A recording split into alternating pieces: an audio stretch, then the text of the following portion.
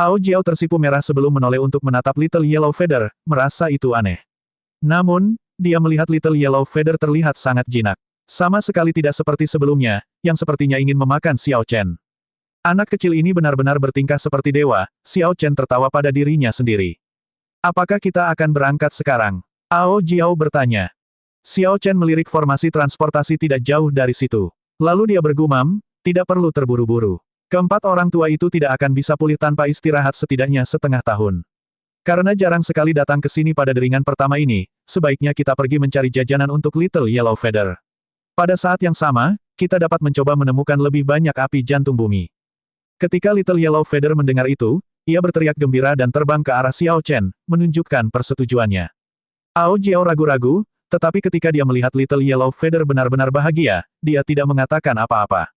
Bagi Little Yellow Feather, inti mendalam yang dikaitkan dengan api tidak mengandung kotoran apapun. Mereka bahkan lebih baik daripada Astral Cores. Adapun api jantung bumi, merupakan harta alami yang luar biasa untuk dijadikan suplemen. Little Yellow Feather berharap bisa mencari di seluruh cincin api. Little Yellow Feather bisa dengan mudah menangani bis mendalam tingkat rendah sendirian. Ao Jiao dan Xiao Chen ingin mengasuhnya agar bisa bertarung sendiri, jadi mereka hanya berdiri di samping dan tidak membantu. Namun, Xiao Chen tidak tinggal diam. Dia mengeluarkan salinan 9 teknik bela diri yang mendalam dan mulai mempelajarinya. 9 teknik bela diri mendalam ini terdiri dari teknik tombak, teknik pedang, teknik staff, bahkan teknik pedang kembar, dan banyak lagi. Dia tidak bermaksud untuk mempraktikkannya sejak dia berlatih teknik sabre. Jika dia berlatih teknik bela diri untuk senjata lain, dia tidak akan pernah bisa menguasainya. Namun, setelah pertempuran dengan keempat lelaki tua itu, Xiao Chen mendapati dirinya kekurangan. Xiao Chen telah menyerap sebagian besar esensi mata air ilahi embun surgawi. Awalnya, kemampuan pemahamannya sudah sangat tinggi. Setelah itu, kondisinya semakin membaik. Tidaklah berlebihan jika dikatakan bahwa ia memiliki kemampuan pemahaman terbaik di seluruh daratan Kunlun. Kaisar bela diri berdaulat, bahkan Kaisar bela diri perdana hanya lebih kuat dari Xiao Chen dalam hal budidaya. Mengenai kemampuan pemahaman, tidak ada yang bisa menandinginya. Mengingat kemampuan pemahaman seperti itu, sangat disayangkan jika hanya berlatih 4 atau 5 teknik bela diri yang mendalam. Dalam pertarungan dengan keempat lelaki tua itu, jika Xiao Chen menguasai beberapa teknik bela diri yang mendalam, dia tidak akan berakhir dalam keadaan yang menyedihkan. Namun, sebelum ini, Xiao Chen perlu menyelesaikan masalah terlebih dahulu, masalah tidak mengetahui setiap senjata. Ao Jiao, ingatkan saat kita berada di alam kubah langit, kamu pernah menyebutkan bagian terakhir dari formula perubahan karakter asal-usul pertempuran Sage. Bisakah Anda memberitahu saya lebih banyak? Xiao Chen bertanya. Jika dia bisa sepenuhnya memahami formula mengubah karakter, yang memungkinkannya menguasai suatu subjek melalui studi komprehensif di bidang terkait, tidak mengetahui setiap senjata tidak akan menimbulkan masalah baginya. Adapun formula karakter kekuatan Battle Sage Origins, Xiao Chen tidak memiliki niat untuk mempraktikkannya. Sekarang dia telah mencapai tingkat kultivasinya saat ini, bagaimana mungkin dia tidak tahu bahwa teknik bela diri seperti itu terlalu menantang surga, bertentangan dengan Dao Surgawi. Ini adalah sesuatu yang memberikan kerusakan besar pada dirinya sendiri dan memberikan lebih banyak kerusakan pada musuh. Tidak ada pil ajaib atau ramuan ajaib yang bisa membantu setelah itu. Ia bahkan curiga bahwa masalah umur fisiologisnya adalah kerusakan tersembunyi yang diakibatkan oleh penggunaan formula karakter kekuatan secara terburu-buru saat ia melawan Sima Ling Xuan dan ayahnya. Ao Jiao menganggap pertanyaannya aneh, jadi dia bertanya, mengapa kamu tiba-tiba memikirkan hal ini? Sampai sekarang, Anda telah menemukan Dao Anda sendiri. Jalan Kaisar Guntur tidak lagi cocok untukmu. Anda harus mengetahui hal ini dengan sangat jelas. Xiao Chen tersenyum dan menjawab, ya, saya tidak akan menyerah pada Dao saya sendiri. Hanya saja pada kultivasi saya saat ini, kultivasi saya sudah berkembang sangat lambat. Jika aku tidak mencoba memikirkan metode lain, akan sangat sulit untuk meningkatkan kekuatan tempurku secara signifikan. Jangan khawatir, mengingat kemampuan pemahaman saya tidak akan tersesat di antara kedua Tao tersebut. Jika memungkinkan, saya juga bisa menggabungkan Dao transformatif menjadi Dao pedang yang sempurna.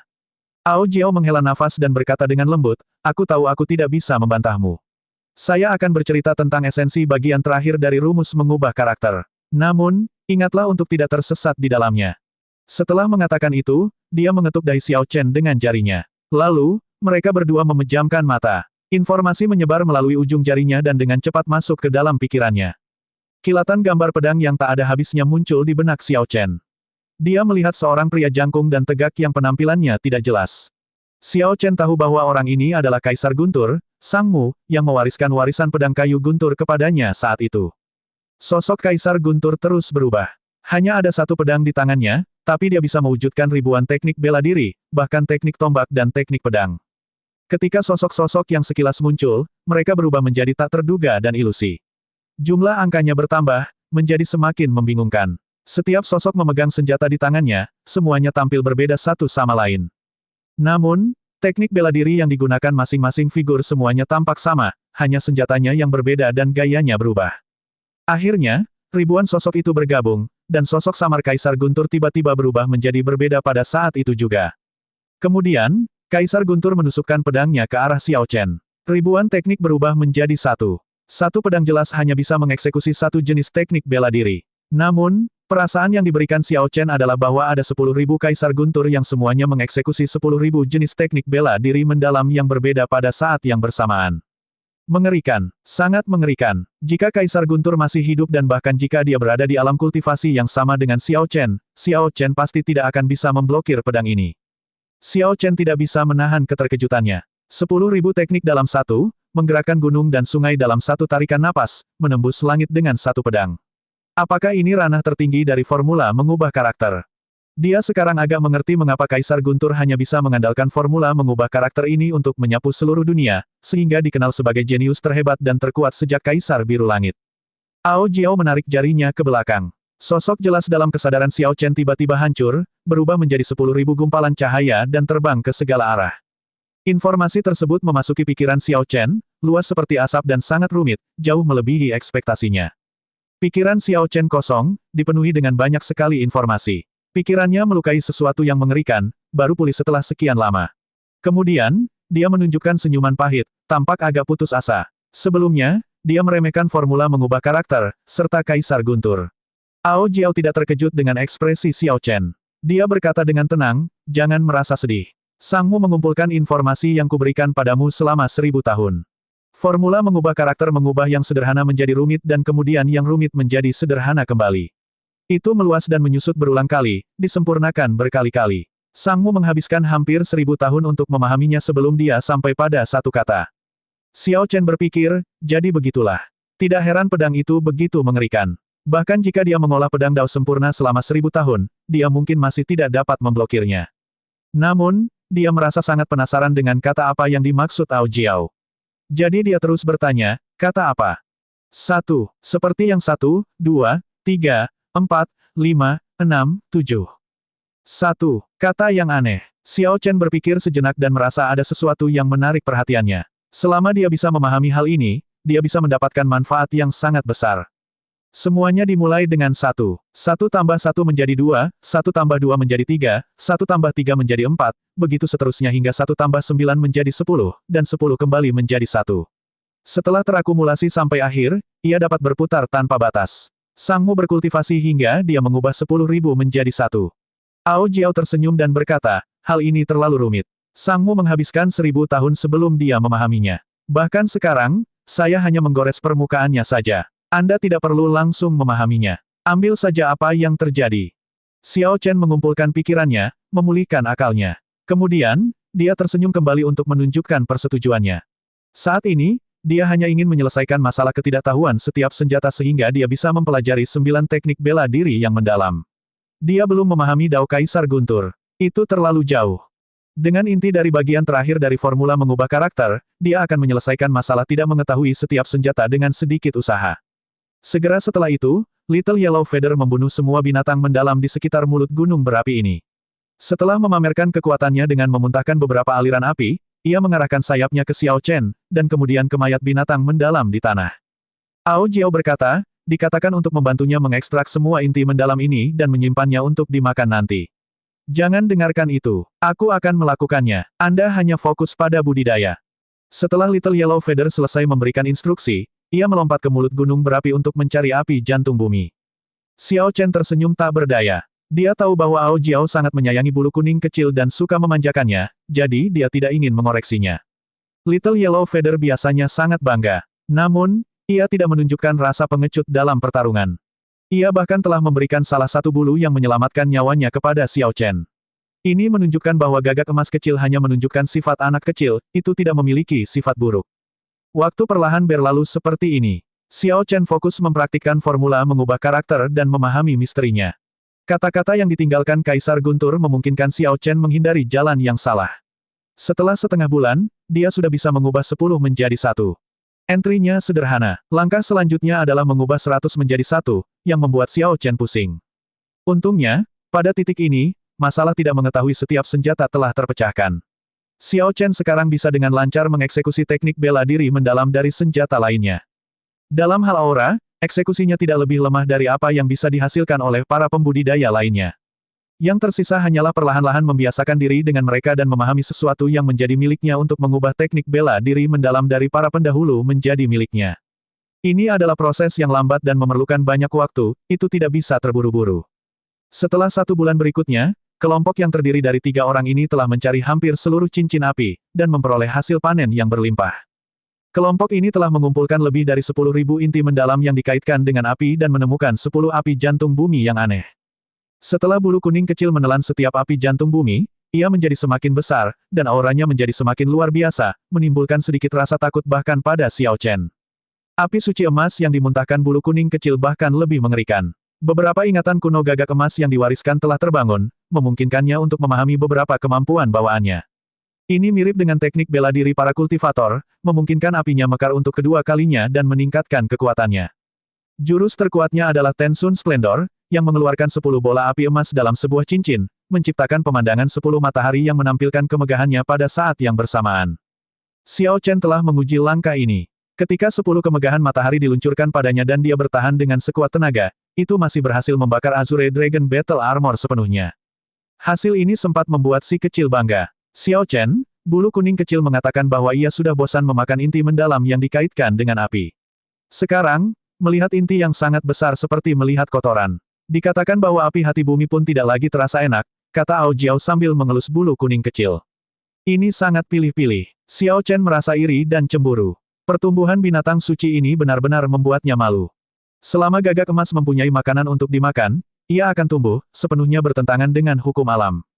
Kalau begitu, ayo pergi.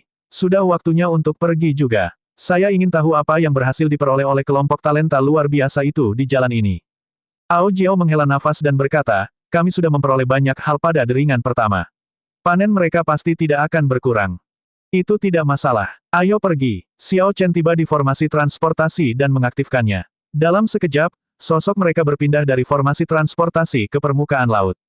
Setelah melihat sekeliling, dia menemukan bahwa mereka berada tepat di atas kota keputusasaan, tidak terlalu jauh darinya.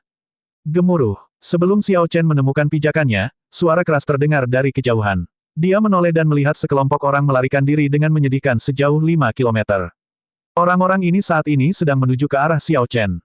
Ketika Xiao Chen dengan jelas melihat penampilan sekelompok orang itu, ekspresinya sedikit berubah.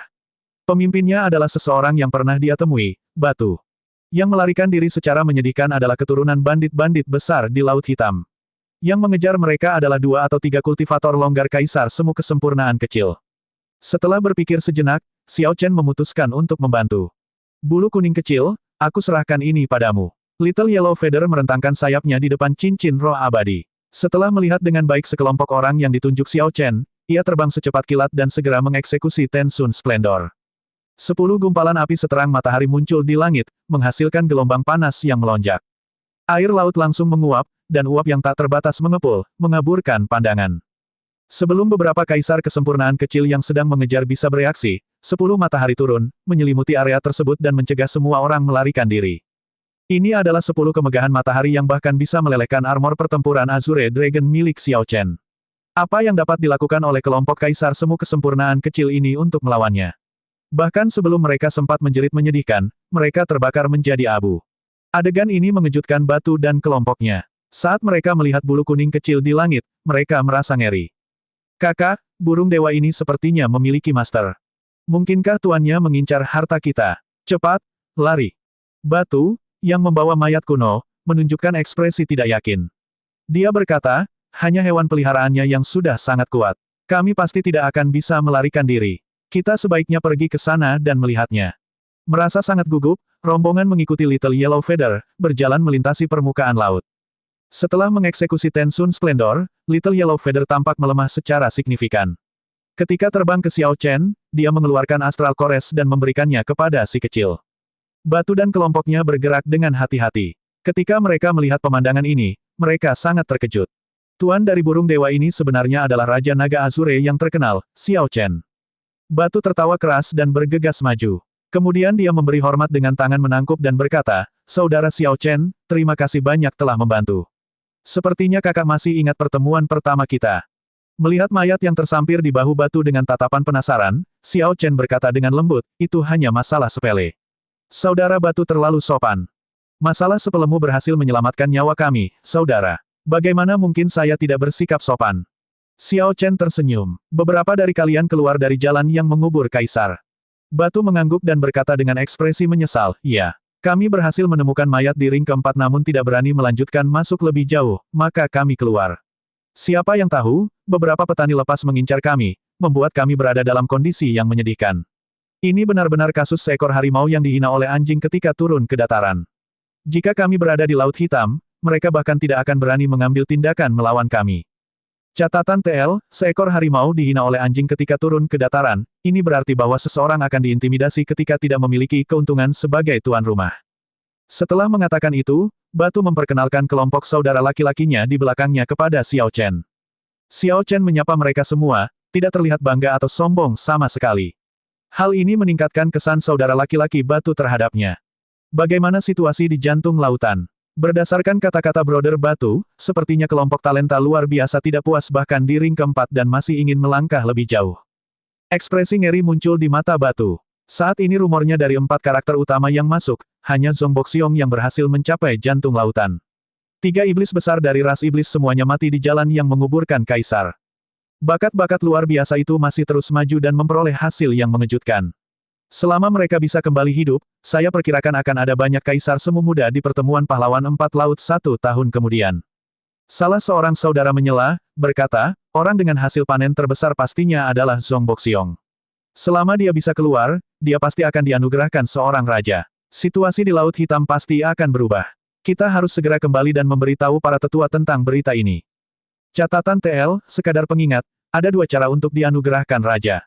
Yang pertama adalah melalui upacara seperti yang dilakukan Xiao Chen. Yang lainnya adalah maju ke Sovereign Martial Emperor. Xiao Chen menyebut metode kedua sebagai benar-benar dianugerahkan raja. Batu menganggukkan kepalanya dan berkata, "Zhong Boxiong sangat ambisius. Kita harus bergegas kembali. Saya tidak bisa terus mengobrol dengan Anda, Saudara Xiao Chen, tetapi di masa depan, ketika Anda pergi ke Laut Hitam, kami pasti akan menjadi tuan rumah yang baik." Berhenti sejenak, dia melepas liontin batu giok dari leher mayat. Kemudian dia berkata, "Saya benar-benar tidak mempunyai sesuatu yang baik untuk membalas budi Anda. Ambil potongan giok ini sebagai hadiah kecil. Mayat ini milik Kaisar bela diri berdaulat di era kuno. Sayangnya, setelah dia dianugerahkan raja, dia tidak berhasil membuatnya kembali hidup, terjatuh di tengah jalan. Strip giok ini seharusnya menjadi sesuatu yang bagus." Xiao Chen menerima potongan batu giok itu dan memberi hormat dengan tangan menangkup. "Ayo pergi, Saudara Xiao Chen, ingatlah untuk mengunjungi Laut Hitam."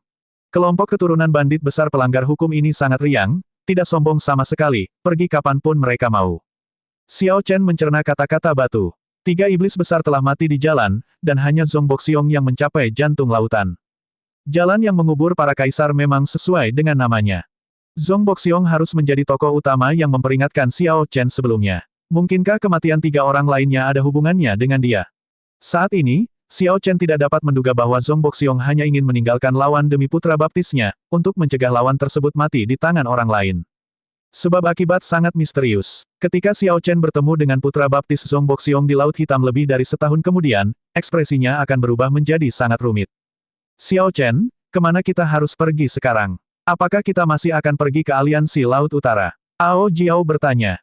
"Tentu saja, penting untuk pergi. Namun, rencana awal Xiao Chen untuk mencari pendukung bisa menunggu beberapa saat. Sebelumnya, ketenarannya telah menyebar luas, penuh dengan potensi yang tidak terbatas.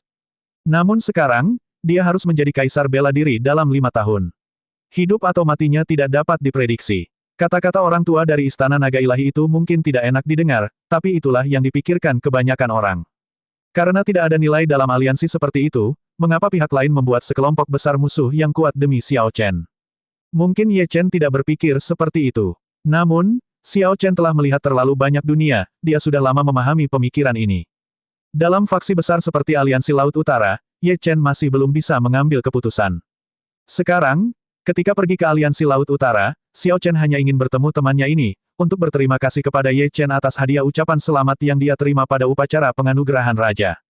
Kemana setelah itu? Ao Jiao bertanya. Pertanyaan ini mengejutkan Xiao Chen. Memangnya, kemana dia harus pergi setelah itu? Kemana dia bisa mencari cara untuk menjadi kaisar bela diri dalam 5 tahun? Haruskah dia pergi mencari kaisar langit tertinggi? Atau mungkin Perdana Menteri Guntur? Namun, dia terlalu malu untuk bertemu dengan kedua primes ini. Mereka menaruh begitu banyak harapan padanya, memberinya banyak bantuan, namun ia berakhir dalam situasi seperti itu. Bagaimana mungkin dia tidak malu untuk mencari mereka lagi? Lautan luas tampak tak berbatas. Langit tinggi, lautnya luas. Namun, Xiao Chen merasa dia tidak punya tempat tujuan meskipun dunianya begitu besar. Ketika Ao Jiao melihat ini, dia tiba-tiba merasakan kepedihan di hatinya. Azure Dragon King, 3 kata yang mulia dan mempesona. Namun, gelar ini membawa tekanan dan belenggu yang besar. Mereka yang hanya bisa melihat sisi mempesona dari Raja Naga Azure tidak akan pernah mengerti. Jika bukan karena status keturunan Kaisar Azure, Xiao Chen pasti bisa menjalani kehidupan yang jauh lebih santai daripada sekarang. Dia tidak perlu bekerja terlalu keras dan menanggung semuanya sendiri. Xiao Chen mengumpulkan pikirannya, memindahkannya ke potongan batu giok yang diberikan batu padanya. Dia bertanya-tanya harta macam apa ini. Ini datang dari seorang kultivator kuno yang telah mencapai jantung lautan. Itu tentu bukan sesuatu yang sederhana. Batu bahkan tidak repot-repot melihatnya sebelum menjadikannya hadiah. Dia tidak takut dirugikan, menunjukkan ketulusan yang luar biasa. Setelah bermain-main dengan strip batu giok, Xiao Chen mengirimkan sense spiritualnya. Setelah beberapa saat, dia mengungkapkan ekspresi terkejut. Bagaimana itu? Ao Jiao bertanya dengan rasa ingin tahu saat dia melihat wajah Xiao Chen. Coba lihat sendiri. Ao Jiao terbang dan mengambil potongan giok itu. Setelah mencari beberapa saat, dia tersenyum karena terkejut. Seni mencari naga, ini adalah teknik rahasia kuno yang hanya memiliki 1 garis warisan. Tanpa diduga, Anda berhasil menemukannya. Seni mencari naga secara alami bukan untuk berburu naga sungguhan. Itu adalah teknik rahasia untuk menemukan vena roh berdasarkan geografi, tanda astrologi, dan geomansi. Di zaman kuno, vena roh juga dikenal sebagai naga tanah. Vena roh seringkali berbentuk naga, jadi tidak ada salahnya jika diberi nama seni mencari naga. Selama era kuno, ada orang-orang yang berspesialisasi dalam mencari vena roh. Dikenal sebagai geomaster, mereka memiliki status tinggi, jauh lebih tinggi dibandingkan dengan penyuling atau alkemis. Naga bersembunyi di kedalaman, laut menyembunyikan naga. Seharusnya ada lebih banyak vena roh di lautan luas dibandingkan dengan benua Kunlun. Seni mencari naga ini pasti jauh lebih efektif di lautan langit berbintang. Saat ini, yang kurang darimu adalah Spirit Veins. Sepertinya potongan batu giok ini dibuat untukmu. Ao Jiao tampak sangat bersemangat. Xiao Chen tersenyum tipis dan dengan erat menggenggam potongan batu giok itu tanpa berkata apa-apa. Jika semuanya mengikuti norma, dibutuhkan setidaknya 4 tahun baginya untuk berkultivasi menjadi kaisar kuasi kesempurnaan kecil, kemudian setidaknya 4 tahun lagi untuk mencapai kaisar kuasi kesempurnaan besar. Mengingat kemampuan pemahaman Xiao Chen, memadatkan jiwa untuk segel surgawi akan memakan waktu yang relatif sedikit. Hambatan terbesar bagi kemajuan Xiao Chen menjadi kaisar bela diri adalah hambatan bagi kaisar kuasi kesempurnaan kecil dan kaisar kuasi kesempurnaan besar. Jika dia benar-benar harus menghabiskan 8 tahun untuk itu, dia pasti sudah mati. Namun, sekarang dia memiliki seni mencari naga, selama dia memperoleh sumber daya yang cukup, kemacetan itu tidak lagi menjadi masalah. Satu-satunya hal yang perlu dia khawatirkan adalah kesengsaraan besar angin dan api setelah mencapai puncak kesempurnaan. Wajah Xiao Chen tiba-tiba membeku dan menunjukkan ekspresi muram. Kemudian, dengan lambaian tangannya, dia mengirimkan kapal perang perak. Itu adalah harta karun rahasia yang dia peroleh di alam langit kubah. Sekarang Xiao Chen mencapai level ini, harta karun rahasia seperti itu tidak lagi menarik minatnya. Namun, manusia cenderung bernostalgia. Setelah datang ke alam Kunlun, Xiao Chen meluangkan waktu untuk memperbaiki kapal perang ini. Sekarang, harta karun rahasia ini berguna demi menghindari perhatian. Ao Jiao, kamu mengendalikan kapal perang. Bawa kami ke Laut Utara. Saya akan memasuki budidaya tertutup dan memfokuskan semua upaya saya pada seni mencari naga ini. Ao Jiao bersukacita di dalam hatinya, dia akhirnya melihat secercah harapan. Dia tersenyum dan berkata, diterima. Anda dapat memasuki budidaya tertutup dengan keyakinan. Serahkan saja urusan lainnya pada Little Yellow Feather dan aku. Xiao Chen mengangguk dan tidak berkata apa-apa lagi. Dia memasuki ruang penyembuhan untuk mempelajari seni mencari naga. Seni mencari naga sebenarnya hanyalah istilah umum untuk teknik rahasia tersebut, seperti alkimia atau pemurnian. Ini mencakup banyak teknik. Pemurnian, misalnya, memiliki buku karya surgawi di tangan Mo Chen. Itu adalah kanon pemurnian ilahi, keberadaan tertinggi. Seni mencari naga yang tersembunyi di dalam strip gioknya disebut Paradise Secret Canon. Surga, mengacu pada pemahaman menyeluruh tentang misteri surgawi. Hanya berdasarkan nama ini, orang dapat menebak bahwa canon rahasia surga pasti memiliki level yang sangat tinggi di antara seni pencarian naga. Kanon rahasia surga dibagi menjadi 3 bagian. Bagian pertama adalah yang paling rumit. Ini berfungsi seperti ringkasan dan memperkenalkan situasi klan pemilik asli strip giok, berbicara tentang kejayaan mereka selama era kuno. Bagian ini mencatat secara rinci asal-usul seni mencari naga serta berbagai sekte dan cabang Geomaster. Xiao Chen membaca sampai dia sakit kepala. Ini tidak bisa dianggap sebagai kultivasi, jadi dia hanya melihat bagian depan dan membaca sekilas bagian terakhir, hanya untuk mendapatkan pemahaman kasar. Pemilik strip giok ini bernama Yuan Chen, satu-satunya pewaris klan Yuan. Dengan kematiannya, garis suksesi pun berakhir. Klan ini sangat terkenal di era kuno, memegang status tinggi di kalangan Geomaster. Para pewaris klan ini semuanya dikenal sebagai guru surgawi agung. Namun klan ini tidak mempedulikan ketenaran atau kekayaan, tidak menerima undangan dari berbagai klan, dan berfungsi secara mandiri. Sikap rendah hati ini membuat klan tersebut menjadi tidak dikenal di kemudian hari.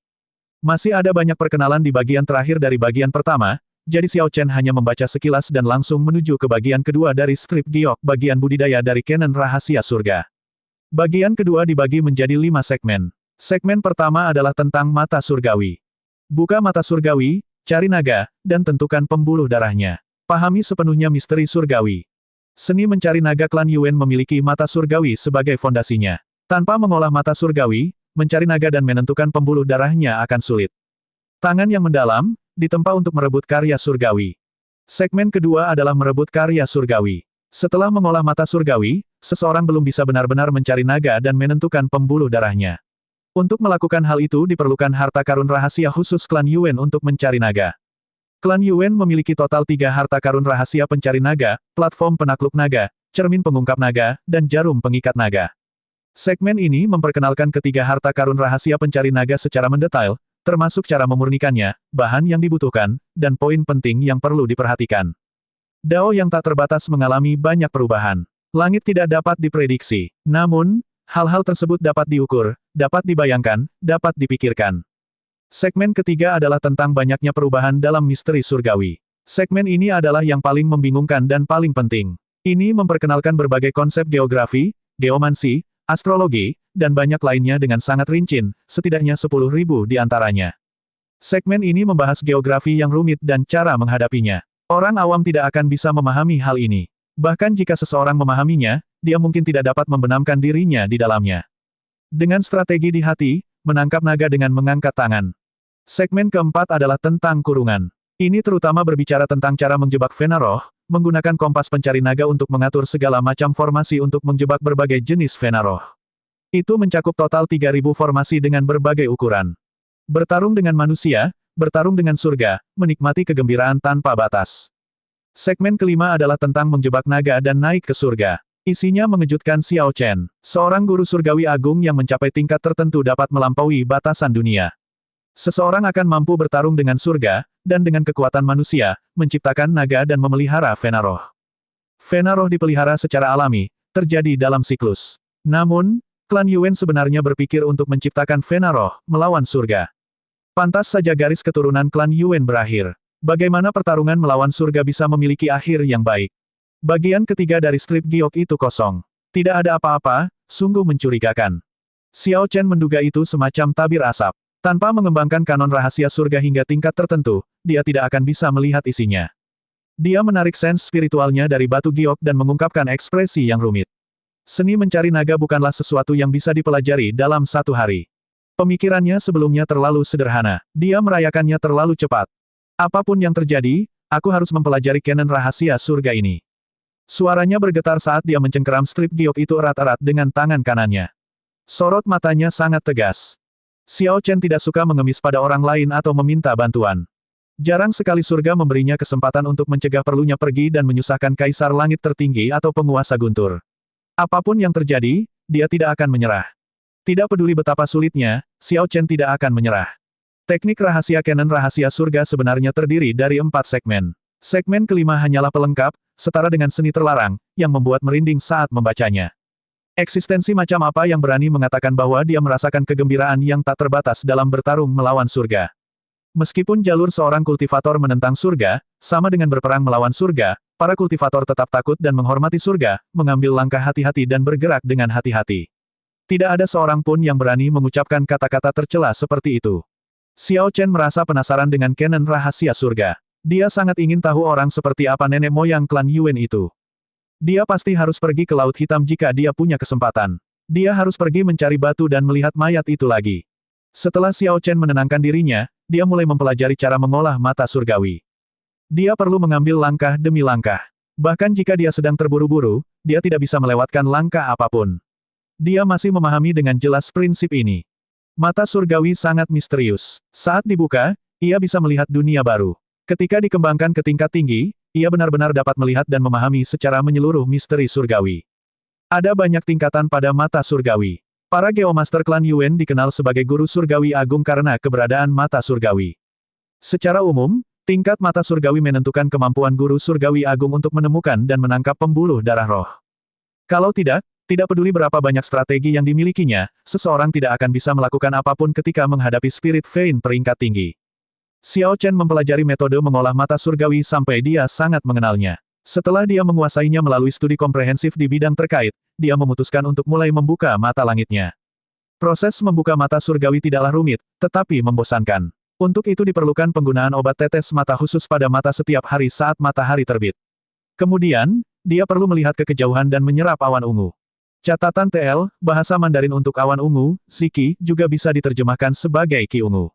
Namun alih-alih energi, ini sebenarnya pertanda baik dalam astrologi, jadi saya menggunakan awan, bukan Qi. Setelah bertahan selama setengah bulan, dia akan mengedarkan energinya dan membuka lebih dari 1000 meridian kecil di matanya. Kemudian, dia dapat membuka mata surgawi secara formal, menciptakan mata vertikal di dahi. Tentu saja, Xiao Chen tidak memiliki obat tetes mata. Namun, ada bahan-bahan dan metode pemurnian yang tercantum dalam strip giok. Setelah mempelajarinya sebentar, dia tidak menganggapnya terlalu bermasalah. Hanya saja bahan-bahannya agak istimewa. Dia mengunjungi pulau-pulau terdekat yang tercantum dalam peta laut dan berhasil mendapatkan bahan-bahan yang dia butuhkan. Setelah membiasakan diri dengan metode ini beberapa kali, dia berhasil memurnikan obat tetes mata tersebut. Namun, saat mengoleskan obat tetes mata ke kedua mata setiap hari, timbul rasa sakit dan perih yang tak terlukiskan dan menusuk. Rasanya seperti cacing kecil yang tak terhitung jumlahnya masuk ke dalam mata, menyebabkan penderitaan yang luar biasa. Reaksi ini persis seperti yang dijelaskan pada strip batu giok, jadi ini bukan hal yang tidak terduga. Meskipun kesakitan, Xiao Chen tidak berhenti, mengandalkan tekadnya untuk menanggung penyiksaan yang tidak manusiawi ini. Ao Jiao merasakan kepedihan di hatinya saat dia melihat ini. Awalnya, Little Yellow Feather merasa penasaran, ingin mencobanya. Pada akhirnya, setelah mencoba sekali, ia menangis kesakitan sepanjang hari. Sejak itu, tatapan hormat muncul di mata Little Yellow Feather ketika menatap Xiao Chen. Sikap nakalnya menjadi lebih pendiam. Di saat yang sama, bulu kuning kecil akan menemani Xiao Chen saat dia duduk di haluan kapal perang menunggu matahari terbit. Awalnya, Xiao Chen tidak melihat awan ungu. Setelah bertahan selama berhari-hari dengan obat tetes mata yang dibuat khusus, dia akhirnya melihat apa yang disebut awan ungu. Itu adalah pemandangan yang luas dan bergelombang, kabur dengan awan ungu memenuhi langit. Pemandangan ini benar-benar membuat seseorang merasakan keberuntungan dunia ini yang meninggikan dan menaik. Setelah bertahan selama setengah bulan, Xiao Chen mencapai langkah terakhir membuka mata surgawi, membuka ribuan meridian kecil yang menghubungkan mata ke dahi. Dia dengan hati-hati mengambil langkah terakhir ini. Kemudian, sebuah celah muncul di dahinya. Mata vertikal terbuka, mengeluarkan cahaya ungu yang aneh. Tiba-tiba, dunia di hadapannya berubah. Lautan luas benar-benar berubah transparan bagi Xiao Chen. Geografi dasar laut, ikan dan udang yang berenang, makhluk roh, dia melihat semuanya dengan sangat jelas. Udara tidak lagi kosong. Sebaliknya, itu adalah kombinasi warna-warni dari berbagai gas. Selain energi spiritual, masih banyak zat gas. Xiao Chen dapat dengan jelas melihat aliran angin, pergerakan awan, dan denyut cepat seluruh dunia. Dia merasakan sakit yang luar biasa, jadi dia segera menutup matanya, dan mata vertikalnya juga tertutup, hanya meninggalkan bekas darah samar. Xiao Chen menyeka darah dengan gembira di wajahnya. Saat membuka mata surgawi, pasti ada darah. Dia tahu dia benar-benar berhasil. Setelah ini, dia hanya perlu terus berkultivasi sesuai dengan kanon rahasia surga. Tingkat mata surgawi akan terus meningkat. Ini hanya awal. Bagaimana itu? Apakah kamu berhasil? Ao Jiao bertanya setelah dia bergegas maju bersama Little Yellow Feather. Xiao Chen mengangguk, dan Ao Jiao segera berseri-seri dengan sangat gembira, gembira untuknya. Namun, ini baru langkah awal. Saya masih harus menyempurnakan harta karun rahasia pencari naga, menguasai misteri surgawi yang berubah, dan membiasakan diri dengan 1000 jenis geografi. Ao Jiao tersenyum dan berkata, tidak perlu terburu-buru. Selama masih ada harapan, tidak masalah. Selama Xiao Chen mempelajari kanon rahasia surga ini, ada kemungkinan besar dia akan maju ke Kaisar Bela Diri dalam 5 tahun. Seni mencari naga selalu merupakan teknik rahasia klan yang diturunkan hanya kepada laki-laki dan bukan perempuan. Selain itu, mereka hanya diwariskan dalam keluarga Geomaster. Tidak peduli seberapa kuat suatu faksi, bahkan tanah suci abadi, mereka tidak akan dapat menemukan seni pencarian naga. Selain itu, kanon rahasia surga milik Xiao Chen jauh lebih baik daripada sebagian besar seni mencari naga saat ini. Guru Surgawi yang Agung. Ini adalah gelar yang hanya ada di era kuno. Setelah ini, Xiao Chen meminta Ao Jiao untuk merapat kapal perangnya di sebuah pulau sehingga dia bisa membeli beberapa bahan dan mulai menyempurnakan salah satu harta karun rahasia pencari naga, jarum pengikat naga. Jarum pengikat naga adalah barang yang dapat dikonsumsi, harta karun rahasia yang paling sering digunakan oleh Guru Surgawi Agung. Jadi, Xiao Chen perlu menyiapkannya dalam jumlah besar. Adapun platform penakluk naga dan cermin pengungkap naga, lebih sulit untuk disempurnakan. Selain itu, seseorang tidak boleh berhemat pada materi. Xiao Chen tidak akan bisa menemukan bahan bagus di pulau yang kebetulan dia singgahi. Dia harus menunggu sampai mencapai lelang skala besar. Karenanya, dia tidak berniat menyempurnakan kedua item tersebut. Bagaimanapun, dengan Dragon Fixing Needle, dia bisa menangani sebagian besar Spirit Veins. Hanya Vena Roh Kudus ke atas yang membutuhkan cermin pengungkap naga. Adapun platform penaklukan naga, digunakan untuk menangani Vena Roh kuno tertentu yang bermutasi. 3 hari kemudian, jarum pengikat naga pertama keluar dari kuali naga Phoenix. Itu adalah jarum hitam sepanjang telapak tangan dengan ujung yang sangat tajam, berkedip-kedip dengan cahaya dingin. Jarum pengikat naga tidak membutuhkan banyak material ilahi. Namun, ada banyak jenis, lebih dari 100. Selain itu, setiap jenis memiliki formula bahan yang sangat spesifik. Dengan sedikit lebih banyak atau lebih sedikit, jarum pengikat naga akan gagal dalam memperbaiki Vena Roh. Ini adalah harta karun rahasia yang unik untuk klan Yuan. Pengantar tentang merebut karya surgawi menyebutkan bahwa seseorang dapat memperoleh jarum pengikat naga yang bermutu lebih tinggi. Untuk itu diperlukan penyempurnaan yang lebih rumit sehingga menghasilkan jarum emas dengan efek yang lebih baik. Namun, ini hanya untuk situasi yang tidak bisa ditangani dengan jarum pengikat naga hitam, seseorang biasanya hanya membutuhkan jarum perbaikan naga hitam. Xiao Chen mencoba beberapa kali, tetapi tingkat keberhasilan pemurnian jarum perbaikan naga emas terlalu rendah. Setelah menghasilkan 100 jarum, dia berhenti. Kemudian, dia dengan panik menyempurnakan jarum perbaikan naga hitam, berhenti hanya setelah menghasilkan 10.000, cukup untuk bertahan lama. Dia mengabdikan sisa hari-harinya pada bagian paling rumit dari kanon rahasia Firdaus, yaitu misteri surgawi yang terus berubah. Sehubungan dengan mempelajari geografi, astrologi, dan geomansi, dia memulai dari nol, jadi dia perlu menghabiskan banyak waktu untuk belajar. Pada hari ini, kapal perang tiba di Laut Utara. Xiao Chen keluar dari ruang kapal untuk beristirahat sejenak. Dia memandangi laut yang tenang, dan sebuah pikiran muncul di benaknya. Kemudian, dia membuka mata langitnya dan mengamati sekelilingnya. Dia ingin menguji dirinya sendiri dalam lingkungan praktis, untuk melihat apakah budidaya pahitnya baru-baru ini efektif atau tidak. Air laut menjadi transparan, dan geografi dasar laut menjadi jelas. Belajar saja tidak ada gunanya. Jika Xiao Chen tidak dapat menerapkan apa yang dia pelajari, bahkan jika dia menghafal isi segmen ketiga seperti punggung tangannya, itu akan sia-sia. Saat dia melihat medan bawah air dan geografi, dia memikirkan kembali apa yang dia hafal selama beberapa hari terakhir, informasi tentang berbagai perubahan misteri surgawi. Kemudian, dia dengan cepat membuat keputusan. Itu tidak benar. Itu adalah tanah yang miskin. Mulut naga tidak terkunci, dan energi tidak terkumpul. Mengalir tanpa bentuk bersama air. Itu juga tidak benar. Lingkungan sekitar tidak benar. Gunung-gunung tidak terperangkap, dan air tidak berputar-putar, membocorkan semuanya ke langit. Itu tidak mungkin Vena Roh. Saat Xiao Chen melakukan perjalanan dengan kapal perang, dia melintasi banyak lokasi. Tiba-tiba, dia menyuruh Ao Jiao berhenti sebelum menyipitkan mata ke suatu area tertentu di dasar laut. Itu adalah jalur bawah air yang dijaga ketat. Ada deretan pegunungan tak berujung di selatan, 3 gundukan kecil di utara yang saling berhubungan satu sama lain, dan 2 lingkaran gunung pelindung di timur dan barat. Struktur di tengahnya jelas, luas, dan lebar. Hutan bawah laut yang berkelok-kelok juga mengelilinginya. Medannya naik dan turun, tepat di samping gunung, melengkung seperti hidup. Mulut naga di tengahnya dikunci oleh pepohonan. Ada gunung dan sungai di sekitarnya, yang menjaganya. Ini jelas merupakan tanah berharga yang menyembunyikan Venaroh. Ada banyak Venaroh di lautan langit berbintang.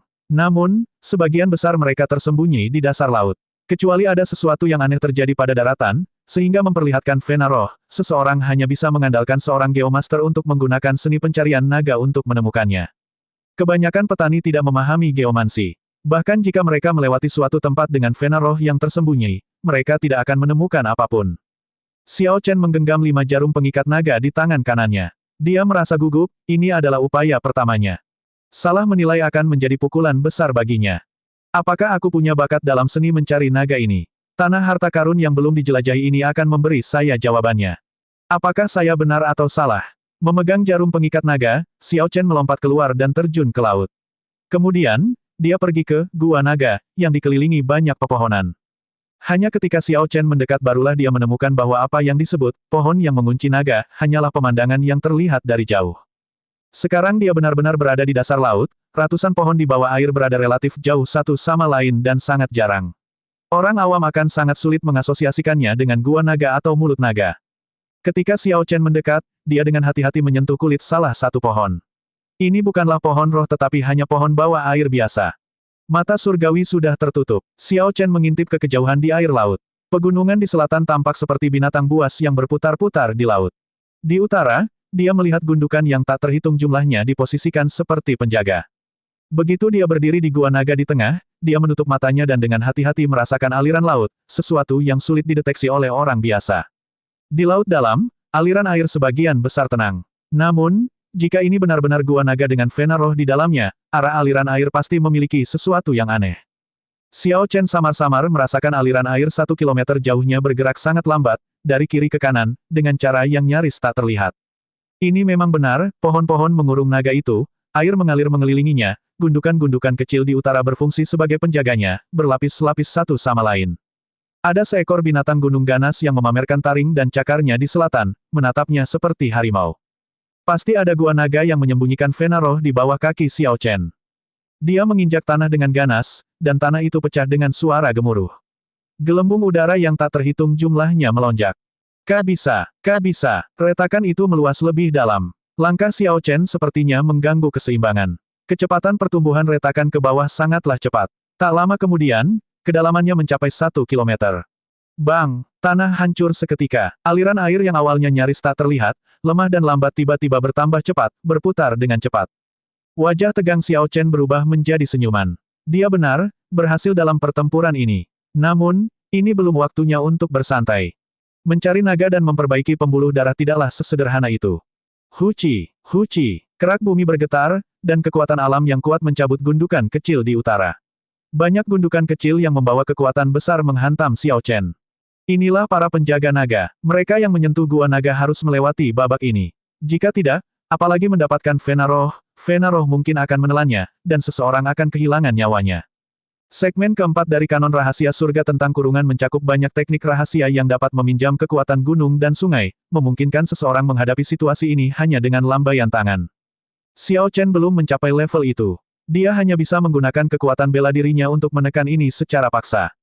Saat dia melihat gundukan kecil yang mengalir ke arahnya di dalam air, dia membuka telapak tangannya dan langsung memblokir gundukan kecil itu. Dia bergerak, membelokkan gundukan itu, menghancurkan beberapa gundukan kecil lainnya. Batuan pecah dan terbang. Meski air laut tertahan, mereka masih banyak mencungkil kawah besar di dasar laut. Mengaum. Tiba-tiba, seekor binatang buas muncul dari dalam tanah dari pegunungan di selatan. Itu sebenarnya adalah ular sepanjang 300 meter yang setebal sapi. Ular itu melotot, dan aura yang kuat keluar. Namun, setelah melihat Xiao Chen, ia gemetar ketakutan dan segera berbalik untuk melarikan diri. Ular ini hanya sekuat martial sage tingkat Grandmaster. Ketika Xiao Chen melihat kekuatannya, dia sekarang yakin bahwa Venaroh yang tersembunyi di bawah kakinya bukanlah Venaroh yang berperingkat sangat tinggi. Namun, itu tidak menjadi masalah. Ini hanyalah sebuah ujian. Satu-satunya ketakutannya adalah kehampaan, bukan karena Venaroh berperingkat rendah. Dia hanya perlu membuktikan apakah dia memang memiliki bakat mencari naga dan memperbaiki pembuluh darah. Berdengung. Retakan muncul di tanah, menyebar ke utara seperti ada sesuatu yang bergerak di bawah tanah. Ekspresi Xiao Chen menjadi dingin. Menyembunyikan kepala tapi memperlihatkan ekor. Berapa lama kamu akan bersembunyi? 5 jarum perbaikan naga di tangan Xiao Chen melesat keluar, bergerak dalam sekejap. Jeritan menyedihkan terdengar di dasar laut. Air laut melonjak, dan permukaan 10 kilometer di atasnya naik dalam gelombang besar. Kapal perang kecil berwarna perak bergerak mengikuti ombak. Ao Jiao, yang berada di kapal perang, mengungkapkan ekspresi kegembiraan. Dia tidak takut terhadap angin dan ombak. Apa yang dia takuti adalah tidak terjadi apa-apa, tidak mendapatkan apa-apa. Retakan berhenti menyebar. Xiao Chen berjalan dengan tenang di dalam air, bergerak ke ujung celah. Lalu, dia menginjak beberapa kali lagi. Pada akhirnya, dia masih belum cukup terampil. Jika dia bisa menguasai hanya sebagian kecil dari segmen keempat tentang kurungan, dia tidak akan melakukan ini dengan cara yang tidak sedap dipandang. Dia akan bisa menggunakan kekuatan geografi di sekitarnya dan membuat tanah itu naik dengan sendirinya. Saat ini, Xiao Chen belum mencapai level itu. Dia hanya bisa mengekspos Vena Roh dengan kekerasan. Ketika dasar laut meletus, ada naga jelajah hijau yang ditembaki oleh 5 jarum pengikat naga, tidak bisa bergerak. Keberuntungan saya cukup bagus. Vena Roh peringkat 3. Tambang batu roh di sekitarnya dapat menghasilkan batu roh kelas medial, dan ada kemungkinan batu roh kelas tinggi muncul. Xiao Chen mengukur Spirit Vein di bawah dan tersenyum tipis. Di dunia kubah langit, kota ini layak untuk dijadikan sebuah kota, tapi di dunia Kunlun, kota ini tidak ada apa-apanya. Setidaknya, pada level Xiao Chen, hal itu tidak layak untuk disebutkan. 5 jarum pengikat naga perlahan meleleh, dan naga jelajah hijau berubah menjadi bola asal Vena Roh. Sebuah hisapan datang dari Xiao Chen, dan dia langsung menyerapnya. Energi spiritual yang melonjak membanjiri tubuhnya seperti sungai besar, tampak sangat luas dan kuat. Namun, ketika energi spiritual ini mencapai dantian, di mana siluet samar segel surgawi berbentuk naga yang dipenuhi titik cahaya berada, itu seperti sungai yang mengalir ke laut, diam-diam menghilang ke dalam arus. Geografi di sekitarnya tampak hancur total. Xiao Chen selesai menyerap Spirit Vein dan melihat sekeliling. Kemudian, dia melesat seperti anak panah dan meledak keluar dari laut. Segera setelah itu, Ao Jiao bertanya, bagaimana kabarnya? Vena Roh 1 peringkat 3, jawab Xiao Chen ketika dia mendarat di kapal perang. Ao Jiao berkata dengan semangat, tidak buruk. Tidak buruk. Ini sungguh tidak buruk. Di seluruh benua Kunlun, semua Vena Roh yang dapat ditemukan dengan satu pandangan semuanya sudah ditempati oleh faksi-faksi besar. Tidak ada satupun yang tersisa. Untuk mendapatkan sumber daya yang kamu butuhkan, awalnya kamu hanya bisa merampok tanah suci itu. Itu sama saja dengan bunuh diri. Kini, dengan seni mencari naga, Anda tidak perlu lagi bergantung pada orang lain. Faktanya, orang-orang akan berbondong-bondong datang kepada Anda untuk meminta bantuan Anda. Pentingnya Vena Roh bagi sekte tidak perlu dikatakan lagi. Geomaster manapun yang cakap akan menjadi tamu terhormat di tanah suci, diperlakukan dengan sangat hormat. Ao Jiao sepenuhnya benar, namun, Xiao Chen masih jauh dari itu. Lagi pula, dia masih baru dalam hal ini. Dibandingkan dengan beberapa klan Geomaster berpengalaman, masih ada perbedaan besar. Oh benar, kami sudah berada di Laut Utara. Haruskah kita langsung menuju markas besar Aliansi Laut Utara? Aliansi Laut Utara adalah organisasi yang terdiri dari banyak faksi yang saling mencari keuntungan, itu mirip dengan Istana Dewa Bela Diri.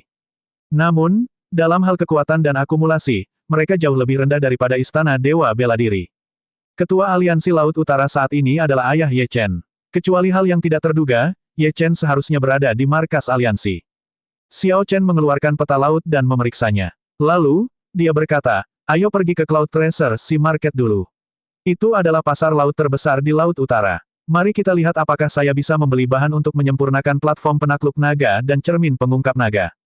Kedua harta karun rahasia pencari naga ini membutuhkan banyak material ilahi, tidak kurang dari 100 jenis, dalam jumlah setidaknya 5 ton untuk setiap jenis. Hanya materi ilahi saja yang akan menghasilkan jumlah yang sangat besar. Jika bukan karena memiliki lebih dari 40 juta koin astral hitam, yang menjadikannya orang yang sangat kaya, dia tidak akan tega memurnikan sesuatu seperti itu. Ao Jiao mengangguk dan mengambil alih peta laut. Kemudian, dia mendorong Xiao Chen ke dalam palka kapal perang sambil tersenyum, menyuruhnya untuk fokus mengembangkan cannon rahasia surga. Mengenai navigasi dan binatang buas yang ditemui kapal perang di laut, Xiao Chen bisa menyerahkannya pada Ao Jiao dan Little Yellow Feather. Tanda hubung tanda hubung tanda hubung. Setelah melakukan perjalanan selama 10 hari di laut, siluet samar pasar laut harta karun awan muncul di kejauhan. Seperti pasar laut 10.000 harta karun, pasar ini dibangun di sekitar patung tinggi yang berdiri di laut. Jika dilihat dari jauh, penampakan patung ini seperti orang yang berbeda. Namun posturnya hampir sama. Ia memandang ke langit, menunjukkan ekspresi kesedihan dan kemarahan yang tak berdaya. Setelah pengalaman pertama Xiao Chen, dia tahu bahwa pasar terbaik secara alami ada di Cloud Treasure City di telapak patung itu. Tidak ingin menarik perhatian, Xiao Chen dengan sadar menarik auranya. Kemudian, dia terbang ke kota bersama orang banyak. Setelah bertanya-tanya, Xiao Chen menemukan bahwa Asosiasi Pedagang Sembilan Kuali juga memiliki cabang di Cloud Tracer City. Selanjutnya, ia menduduki peringkat ketiga, memegang posisi penguasa kota ketiga. Sebagai pasar laut terbesar di Laut Utara, keaktifan Cloud Tracer City tidak diragukan lagi. Agar seseorang dapat memasuki Cloud Tracer City, seseorang harus setidaknya menjadi seorang sage bela diri tingkat tinggi, sebuah persyaratan yang tinggi. Meski begitu, ada banyak sekali orang di jalanan. Ini adalah kesaksian terbaik untuk kota pedagang yang ramai ini. Menurut rumor yang beredar, semua patung immortal di Samudera Langit Berbintang adalah milik Master Harta Karun yang misterius. Saat Xiao Chen berjalan keliling kota, dia berpikir keras. Terlepas dari kebenaran rumor tersebut, agar Master Harta Karun ini terus berdiri meskipun ada persaingan dari banyak tanah suci abadi, dia jelas merupakan orang yang luar biasa. Sebelum Xiao Chen menyadarinya, dia telah tiba di gerbang Asosiasi Pedagang Sembilan Kuali. Ketika dia berjalan masuk dengan langkah besar, seorang pelayan cantik segera datang untuk menjaganya. Tuan muda ini, instruksi apa yang Anda punya? Tanpa berkata apa-apa, Xiao Chen mengeluarkan daftar yang sudah disiapkan dan menyerahkannya. Pelayan itu melihat sekali dan tertegun. Daftar yang padat berisi segala jenis materi ilahi. Namun, yang lebih mengejutkan lagi adalah daftar tersebut menyebutkan masing-masing 50 ton. Tuan muda, silakan ikut saya ke paviliun tamu terhormat untuk beristirahat sebentar, kata pelayan itu dengan senyum malu sambil dengan cepat menekan hatinya yang bingung. Xiao Chen tidak menunggu lama di paviliun tamu terhormat. Segera setelah itu, manajer Asosiasi Pedagang Sembilan Kuali, tokoh besar yang memegang posisi penguasa kota ketiga di sini, datang secara pribadi. Saat orang ini muncul, dia terkejut melihat Xiao Chen. Kemudian, dia melambaikan tangannya, memberi isyarat agar pengawal dan pengiringnya mundur. Ekspresi Xiao Chen sedikit berubah karena terkejut. Lalu, dia berkata sambil tersenyum, Nona Ziying, kita bertemu lagi. Keduanya sangat terkejut. Mereka tidak menyangka akan bertemu lagi di Cloud Tracer City setelah berpisah di kediaman Master Harta Karun di kota 10.000 Harta Karun. Ziying berjalan mendekat sambil tersenyum dan berkata, bagaimanapun, ini adalah dunia kecil. Azure Dragon King, haruskah aku memanggilmu Mo Yun atau Xiao Chen? Meskipun Ziying berbicara sambil tersenyum, nada suaranya jelas mengandung sedikit rasa bersalah. Xiao Chen tersenyum dan berkata, nama hanyalah sebuah simbol. Nona Ziying bisa memanggilku sesukamu. Ngomong-ngomong, kenapa Nona Ziying ada di Cloud Tracer City? Ini semua berkat kamu. Saya sekarang bisa menyerang sendiri. Manajer Asosiasi Pedagang Sembilan Kuali di kota 10.000 Harta Karun adalah ayahku. Sekarang, saya sendiri yang mengelola Asosiasi Pedagang Sembilan Kuali di Cloud Tracer City. Pada saat yang sama, saya bertanggung jawab atas semua bisnis di seluruh Laut Utara. Xiao Chen menyesap tehnya dan berkata, sepertinya saya dapat mengandalkan Nona Ziying untuk memberi saya diskon untuk transaksi ini. Berurusan denganmu benar-benar memusingkan. Diskonnya tidak masalah. Saya hanya berharap Anda tidak melakukan hal seperti terakhir kali, yang menyebabkan masalah seperti penculikan Putri Suci Istana Bulan. Aku benar-benar tidak bisa menghadapinya lagi. Ziying tersenyum tak berdaya. Jika bukan karena masalah yang disebabkan oleh Xiao Chen, dia mungkin telah maju lebih jauh dengan kontribusi 9 teknik bela diri yang mendalam, langsung memasuki markas dan mempengaruhi operasi inti dari Asosiasi Pedagang Sembilan Kuali. Namun, dia tidak membenci Xiao Chen. Jika bukan karena dia akan tetap berada di kota 10.000 Harta Karun, tidak dapat bertindak secara mandiri. Namun, tidak bisa dikatakan bahwa Ziying juga menyukainya. Dia agak tidak tahan dengan Xiao Chen. Karakternya yang tanpa hambatan membuat dia pusing. Saya melihat daftar Anda. Ada begitu banyak jenis material ilahi, dan Anda membutuhkan masing-masing 50 ton. Ini bukan angka yang kecil. Xiao Chen berkata dengan tenang, uang bukanlah masalah. Anda tahu betapa kayanya saya. Selama Anda memiliki barangnya, saya bisa membayarnya. Haha, berbicara bisnis dengan Tuan Muda Xiao sangatlah mudah. Materi ilahi adalah salah satu harta alam yang paling banyak diperdagangkan. Asosiasi Pedagang Sembilan Kuali dapat mengeluarkan sebagian besar item dalam daftar. Kami membutuhkan 3 hari untuk mengumpulkan semuanya. Namun, ada satu item yang tidak dimiliki oleh Asosiasi Pedagang Sembilan Kuali saya. Saya yakin asosiasi pedagang lain juga tidak memiliki 50 ton. Xiao Chen tidak terkejut. Dia mengetahui daftarnya dengan sangat jelas. Materi ilahi yang kurang adalah emas berpola hitam. Emas berpola hitam adalah material ilahi serbaguna. Terlepas dari harta karun rahasianya, selama seseorang menambahkan emas berpola hitam, kualitasnya akan meningkat secara signifikan. Xiao Chen pernah melihat tempat produksi emas berpola hitam di salah satu bintang sumber daya Istana Dewa Bela Diri. Jadi dia sangat memahami betapa berharganya materi ilahi tersebut. 500 ton biji hanya dapat menghasilkan 500 kilogram emas berpola hitam. Pasokan yang langka dan permintaan yang kuat merupakan sebuah ketidaksesuaian. Oleh karena itu, stok emas bermotif hitam selalu terbatas. Harta karun rahasia biasa hanya memerlukan tambahan bubuk emas berpola hitam agar kualitasnya meningkat pesat. Meski begitu, Xiao Chen menginginkan 50 ton. Tidak ada asosiasi pedagang yang dapat memperoleh sebanyak itu dalam sekali jalan. Berapa harga yang bisa dijual asosiasi pedagang 9 kuali kepada saya? Kami memiliki stok emas bermotif hitam sendiri, selain beberapa saluran khusus. 25 ton sudah menjadi batas kami. Xiao Chen berpikir sejenak. 25 ton hampir tidak dapat memenuhi kebutuhannya. Itu sudah cukup.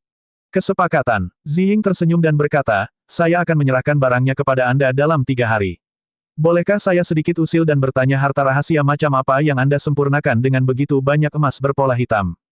Harta karun rahasia tingkat kaisar. Jelas itu tidak mungkin. Ziying tidak percaya bahwa Xiao Chen mampu melakukan hal itu. Namun, selain itu, harta karun rahasia apa yang membutuhkan begitu banyak emas berpola hitam? Harta karun rahasia dengan tingkatan berbeda akan dapat menerima emas berpola hitam dalam jumlah berbeda. Jika itu bukan harta karun rahasia tingkat kaisar, begitu jumlahnya mencapai batas, tidak peduli berapa banyak emas berpola hitam yang ditambahkan, itu hanya akan sia-sia. Xiao Chen tersenyum dan berkata, aku tidak bisa memberitahumu. Saya tahu Anda akan mengatakan itu. Saya awalnya akan berbagi dengan Anda beberapa berita. Sepertinya tidak perlu memberitahukannya padamu. Ekspresi Xiao Chen sedikit berubah. Setelah berpikir sejenak, dia berkata, saya berencana untuk menyempurnakan 2 harta karun rahasia pencari naga kuno. Saya harap Nona Ziying merahasiakan ini. Keterkejutan muncul di mata Ziying. Dia berseru dengan sangat terkejut, kamu adalah seorang Geomaster. Xiao Chen tidak membalasnya. Ziying menanggapi hal ini, dia tahu bahwa dia sudah bicara terlalu banyak. Dia segera meminta maaf, saya minta maaf. Saya jamin saya tidak akan membicarakannya. Malam ini, kediaman Master Harta Karun Kota Cloud mengadakan lelang internal. Harta karun yang akan dijual dalam pelelangan berasal dari koleksi pribadi Master Harta Karun. Tempat ini tidak terbuka untuk umum dan undangan hanya dikirimkan kepada beberapa tamu terhormat di kediaman Guru Harta Karun Laut Utara. Setelah berhenti sejenak, Ziying melanjutkan, barang yang akan dilelang mencakup 50 kg emas berpola hitam tingkat ilahi. Itu lebih dari 50 ton emas berpola hitam.